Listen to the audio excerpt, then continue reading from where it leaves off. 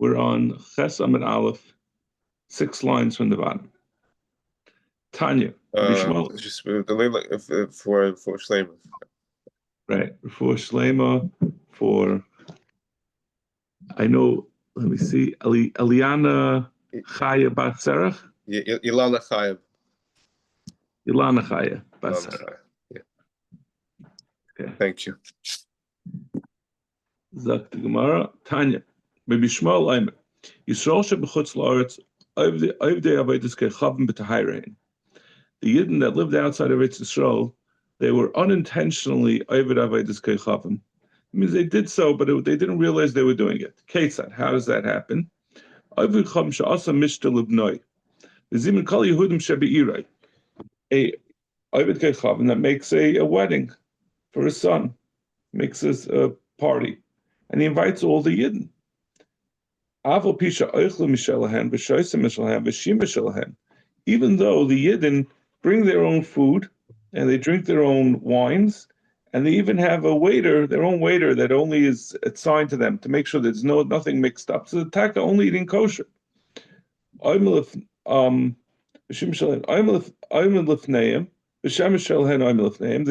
Their own waiter is taking care of them. The Torah treats it as if they ate from a carbon, a sacrifice that was brought for Avodas Kechavim. Shenema v'kara lecha, call to you v'chalta mezivchai. The pasuk is talking about after the Yidden conquered Eretz Yisrael. The Rebbe was saying to stay away from the local inhabitants, from the tribes there, from the Pelishtim, because he says otherwise they're going to call you and you're going to eat from their karbanis. Then the Gemara asks, what does the pasuk say? Why does it say v'karalach, and they'll call you, they'll invite you, and you'll eat from their karbanis? They'll just say until they eat. I'm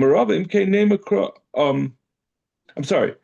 So Gemara asks, maybe that isser v'karalach v'chalta mizivcha is only when you actually eat from the karbanis. How do you know it means that they from being invited and participating without eating?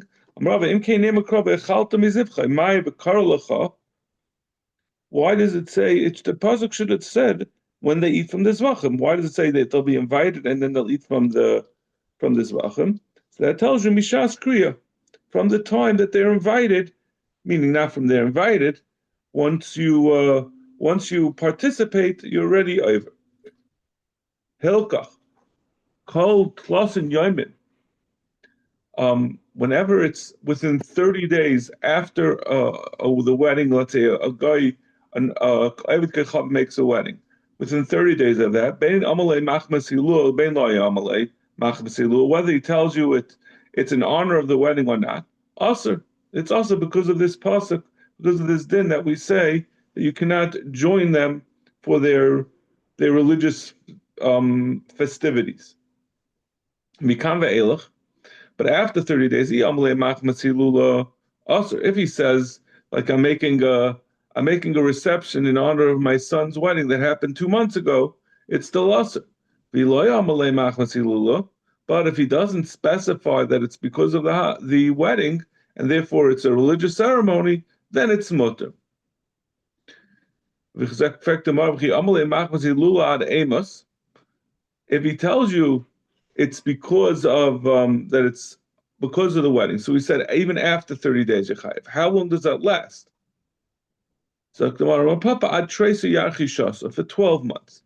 That means after 12 months, even if he says I'm making this reception in honor of my son's wedding that happened 2 years ago, that's not going to have any religious component. That's just an excuse to make a party. So prior to the wedding, when does it become aser? When they put the barley into the barrels to ferment to make the beer. So as soon as they've actually started making the preparations for the wedding, if you get invited to a pre-wedding, what do they call it, a rehearsal dinner, they're already making preparations, then it's awesome. I mean, I just it goes without saying. Obviously, the weddings that Goyim have now do not, I don't think, are considered to be religious religious celebrations. I don't think this applies. That we can't. I don't. Maybe I'm wrong, but I don't think so. I don't think their weddings are considered to be Avodah Zara or a celebration of their Avodah Zara.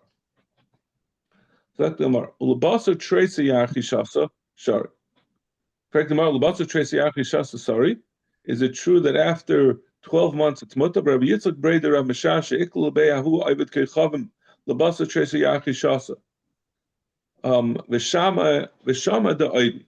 He came to a certain Ovid Kechavim, and it was more than a year after the chasana, and he heard that he was saying Ishtach Avois. He was saying tefillas in praise of their Ovid Kechavim, and he left. And he didn't eat. Well, certainly he didn't eat. He probably didn't. He had to leave also. So the Gemara answers no. Since he was an Adam Chashiv, he had to be extra careful not to give the appearance to, or that's what it is. Because he was an Adam Chashiv, so that was Meraimim, the whole situation. You know, if you have President Trump, then people get very excited. It's just like we said before, Ovid Kechavim will be Mishabeach, his Avodah Zara, if he gets a gift from a Yid, because it's a chashav a thing or he gives a gift to a Yid, and the Yid he's happy that the Yid accepted it. So similarly, if a Adam chashav comes to his simcha, that is a chashav a thing for him. So therefore, even after 12 months, there was an element of real haidah to the Avodah Zara. Weiter in the Gemara, we said in the Mishnah, we said the Saturnalia and the Kartisim and the Kalanda. So they were up to the Kartisim. My Kartasim, what kind of Avodah Zara is Kartasim? Amar Yehuda Amar Shmuel, Yom Shetafsa by Roimi Malchus. That is a celebration that they make on the day that Rome defeated, that they became the rulers, when they defeated the Greeks. The Gemara, we have a brisa that says both things. It said Kartasim, and additionally it says the time that the Romans, that they made a holiday on the day that they seized power. There are two occasions, there are two levels to the ascension of Rome. So one in the days of Cleopatra, when Mark Antony came and conquered the Egyptians, and one at the time of the Yevanim when they defeated the Greeks. I'm sorry. Tlosen utrin karvi avdu roimi bahadi yoinoi. The Romans and the Greeks fought 33 times. And the Romans were not able to subjugate the Greeks until the Yidden joined together with the Romans. And this was the deal that the Romans made with the Jews when they got the Jews to agree to join in expelling the Greeks, basically from the Middle East. They said, "Iminon malki minaychu aparchi, iminaychu malki minon haprachi." There was always the overall ruler, the emperor, and then there was the local ruler. So they said, we're going to split the ruler. Who's going to be the leader? It's going to be if the emperor is from the Yidden, then the local ruler would be from the Romans, and if vice versa. After the Romans came to this agreement with the Yidden, they sent a message to the Yevanim. Until now, we fought with you by fighting. Now we're going to prove to you that we're going to win. And they made this the following parable or mashal. Magalus ve'evan toiva. If you have a margolius, which is a kind of jewel, and an Evan Taiva, which is an even more expensive jewel, which one will be the setting for the other one? The less valuable precious stone jewel will be the setting for the more valuable precious stone. And then Evan Taiva Einech. Einech is even more precious, a more valuable type of jewel. If you have those two together, they say the less valuable jewel is the setting for the more valuable one. And then you have the most valuable jewel and the Sefer Torah. Which one supports the other one is the setting for the other one. Einech is not as valuable as the Sefer Torah. Shachalu imkein anan Sefer Torah gabon b'Yisrael ba'adon. And they said, we have the Sefer Torah by us because we have the Yidden by us and Kafalu. They were able then to defeat the Greeks. Esrin v'shishnin kamalu b'hum nasayu. After they made this agreement to share power, the Romans agreed to share power with the Yidden. They stood by that for 26 years. Bahad Yisrael. After 26 years, they stabbed them in the back and they subjugated the Yidden. What was their basis at the beginning for sharing power, and why did they, in the end, decide to abandon the agreement? It says by Yaakov and Esav in Parshas Vayishlach after he met Esav. So Esav said, "Let's go and travel together." And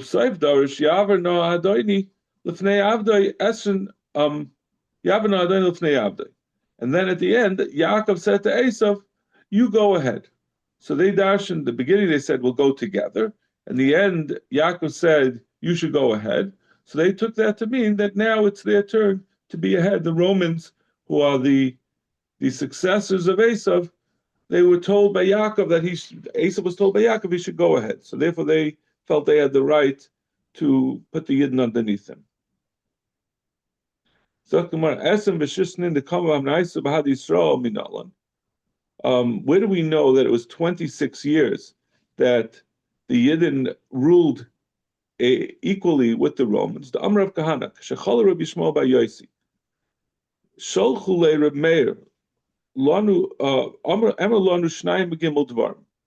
When Rabbi Yishmael, the son of Rabbi Yosi, got sick, so Rebbe asked Rabbi Yishmael to tell over 2 or 3 things that he had heard Mishum Avicha from his father. Rabbi Yosi was a great satana. He said, "We want to chap arayin to hear what wisdom you had heard from him." It's going to take a while till we get back to the answer of how we saw 26 years that the Romans and the Jews ruled together. So in any case, Amlahu, Rabbi Shmuel said back, Me'u shmoinim shana kodim shenechav habayis, Pashna malchus harasha al Yisrael. 180 years before the Churban Habayis, the Romans became the rulers over the Yidden. As we're going to see later on in the Gemara, there were 420 years of Bayis Rishon. I'm sorry, this is a Bayis Sheni, and the last 180, as you remember, the beginning of Bayis Sheni was underneath the Persians right after Purim, and it went on from there were always different problems in the whole Bayis Sheni. They were subjugated under others. But in any case, the last 180 years were under the Romans. Peishana ad, so the last 180 before the Churban Habayis was ruling together underneath the Romans. Peishana ad lecharav Habayis gozru tumal aretz ha'amim val klei schuchas. 80 years before the destruction of the Beis Hamikdash, they were geyser tuma outside of Eretz Yisrael, since they're not careful with where they bury people. We say anyone who's outside of Eretz Yisrael has to be matar themselves. While klei schuchas, they also made a gzeira that klei schuchas need tefillah. Mem shana ad lecharav habayis golsus Sanhedrin v'yashval b'chanas. For 40 years before the destruction of Beis Hamikdash, the Sanhedrin left the Lishkas Hagazis, and they sat instead in a different place in Yerushalayim, which was called Chanas. So what difference does it make where the Sanhedrin was? To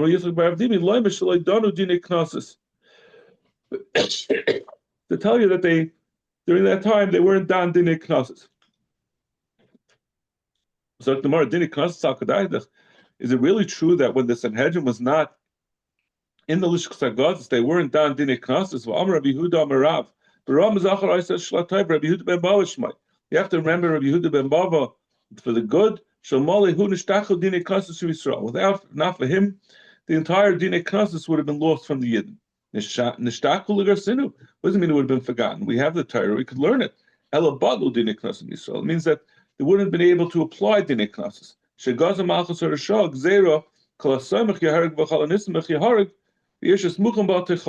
They say anyone who makes a smicha,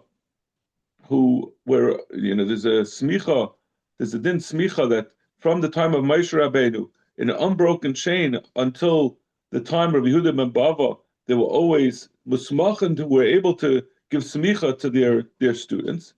But the Romans made a gzera that anyone who does smicha will be killed, and anyone who gets smicha will be killed, and the city next to it will be destroyed, and not only the city but the whole area around it will be uprooted.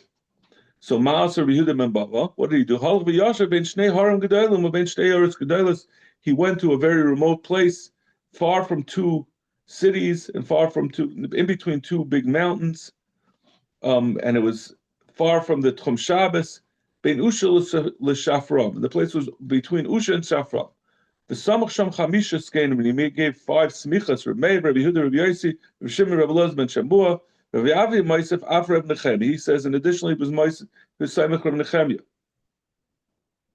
Kibin Shekiro Bam Oyvim. Since the Romans found out about this, Amalam B'nei Ratzu.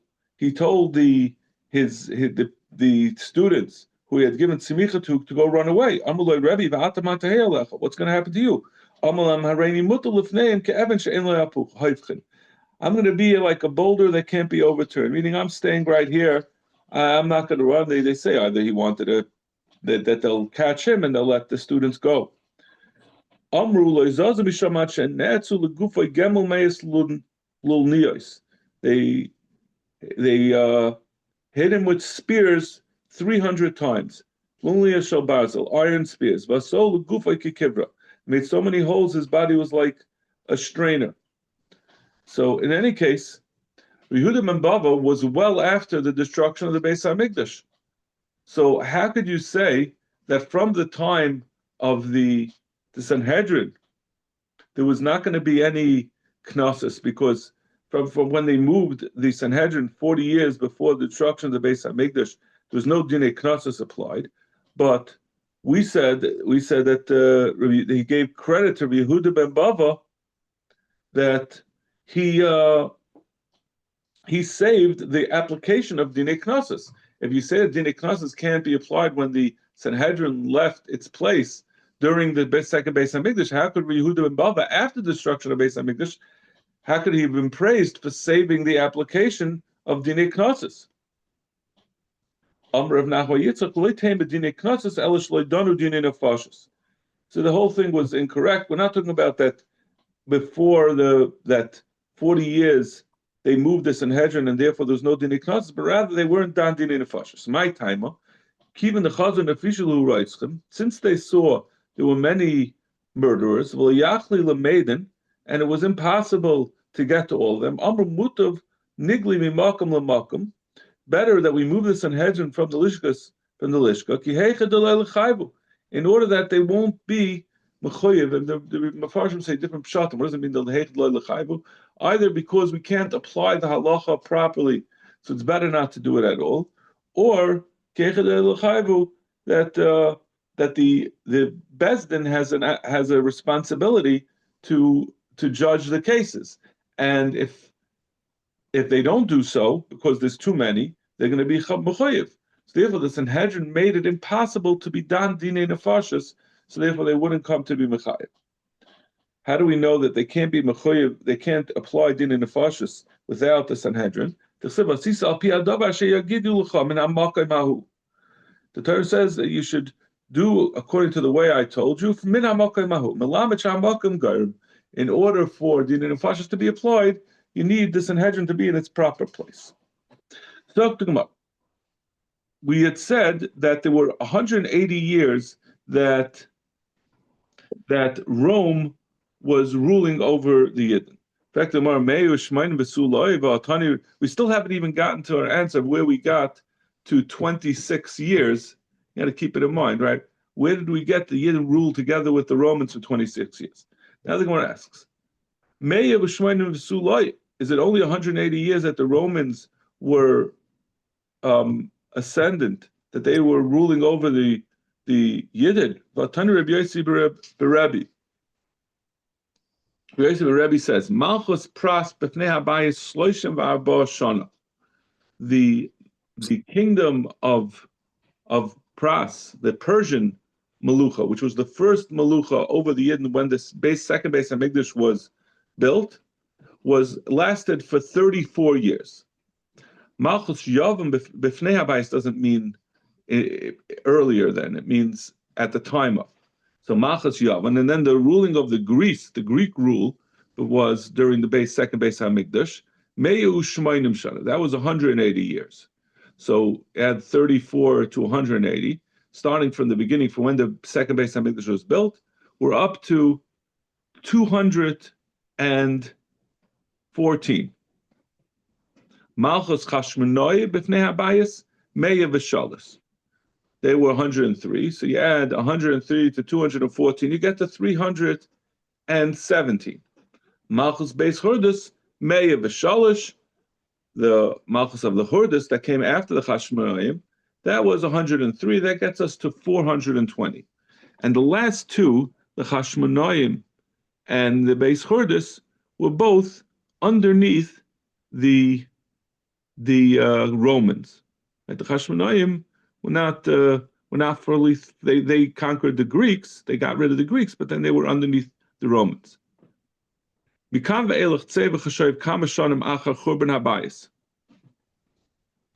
then, whenever you want to figure out who wants to say how many years it is, using that when we know from the Churban, you add these amount of years, this 420, to tell you from when the Beis Hamikdash was destroyed. Yeah. So Zak the Gemara that Alma, but in any case, Masam v'shis have. So the Gemara says that the years of the Chashmonaim and Beis Hurdus, so you add it together, it was 103 and 103, so that's 206. But Amrit Meyu Shmainim, and you said 180. Havi.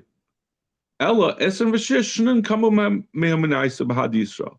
The reason why it adds up to 206, even though we had said before that it was 180, and the Brisa had said it was 180 years before the Churban that the Romans were in charge, and we just added up Beis Hurdus and Chashmonaim was 206, so it's 26 more. So we say because the Romans did not rule over the first 26 years. The first 26 years of the Chashmonaim, they were ruling together. They were equals with the Romans, so it wasn't that they were being ruled over by the Romans. So Ella Isra v'shishnin kama b'ma'isa b'had Yisrael v'leishtabdubu v'abdelachilek. That's why it wasn't counted. K'shepashna malchus Roshal Yisrael. The Kishapashta Malchus Roshal Yisrael, and we only counted it then when he said that the Malchus Roshal and the Yidden, that was only 180, not 206, because the 24 years it wasn't yet that they were ruling over them. Amar Papa, Itoi Haitana v'loyada prati kama havel. If you have someone who's saying over a brisa, and you want to say. And he wants to say what year. He wants to say what year it was, how many years it is since he wants to put the date on it, and he doesn't know exactly what year is. I mean, he knows what century, how many centuries it is since the Churban Habayis, but he doesn't know exactly what year it is. He has a way he can determine what the last two digits of the year, right? So, like, let's say he knows that it's the 20th century, but he doesn't know if it was in 1945 or 1958. When was the destruction of the Beis Hamikdash? L'shayla l'safra. He should ask a cipher. Comixiv. He should ask a cipher because they, rather than doing from the time of the destruction of the Beis Hamikdash, a cipher uses the time of the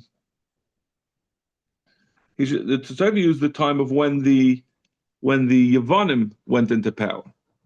Benitvi alayu esrin shnin. He'll add on to the amount, whatever the years, that not the centuries, but the years of the Greek going into power, and 20 years after that, adding 20 to that number will give the year of when the destruction of the Beis Hamikdash. And that will help him know when the 2 years of the Beis Hamikdash. The cheshbon is right that we said that the Yavanim, the Persians were in power for 34 years. Then the Yavanim came into power. Now, this is all 420. This is 420 years before the destruction of the Beis Hamikdash. The Yavanim came into power. So you add to that, you take away from that 34. That gets you to 386.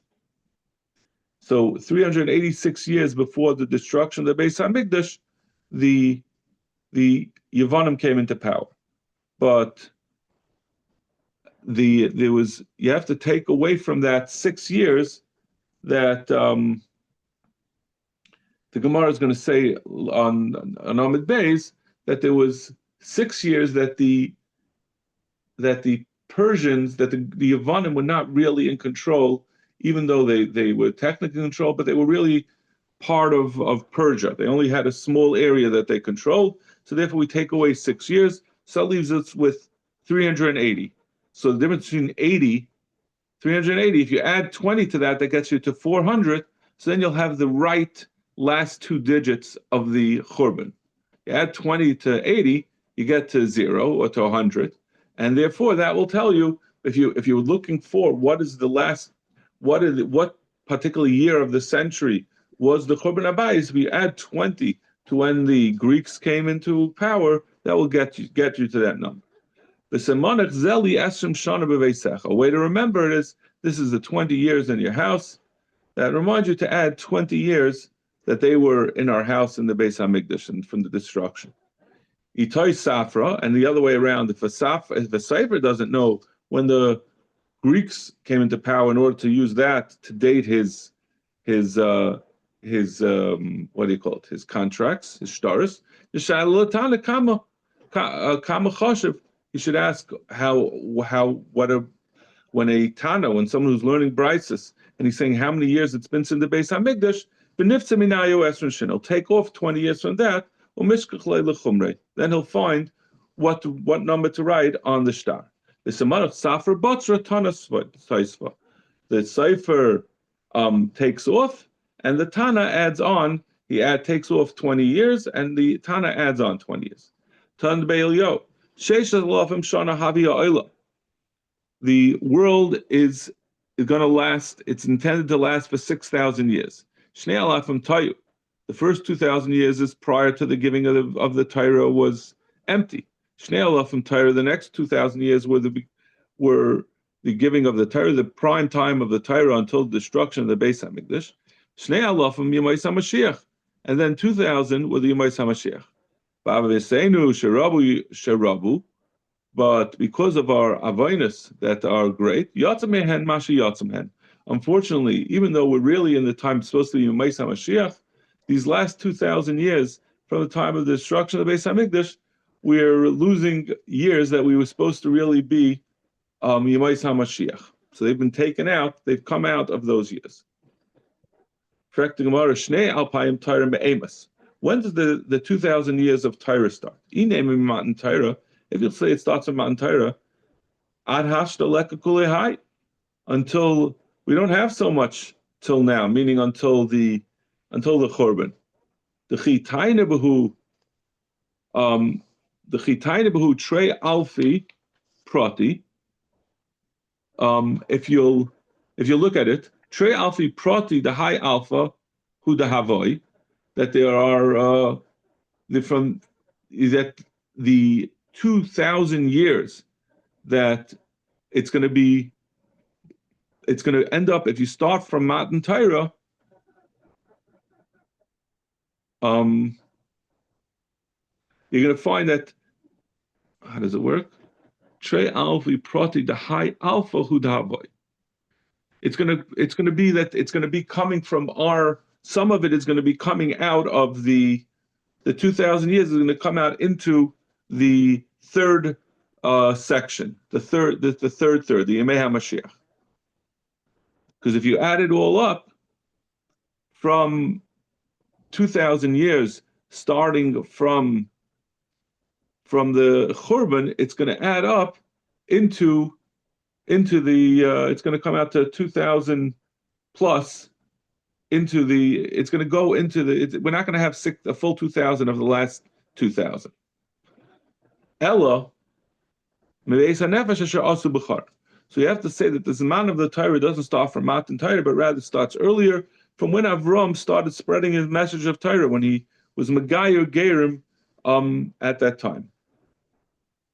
Ugamiri, and we learned, we have Allah al-Mashmisi. Avram Bahishaita Bar Chamesho V'Tartahava. He was 52 years old at that time. Kama Batzim. So if you add up from the beginning of the Bria until Avram was born, that will come out to 2,000. And how do we know that that's when we count the Yemei Torah? Kama batzim miditani tana. How much are, if you start from Har Sinai, how much are you missing from the 2,000 that was supposed to be before Yemei HaMashiach? Arba me'ev arbaim v'tamnei shnin havit. It's 448. And when you look at it,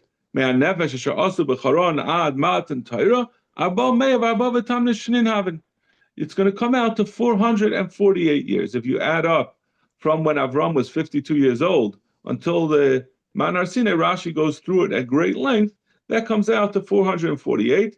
So by predating the time of Matan Torah, it will come out from when the 2,000 years of Torah to then, it will come out, the 2,000 starts then and it ends at the destruction of the Beis HaMikdash, and each section will have 2,000 years. Amra Papa, Itoi Tana V'Layada Prote Kamahabit.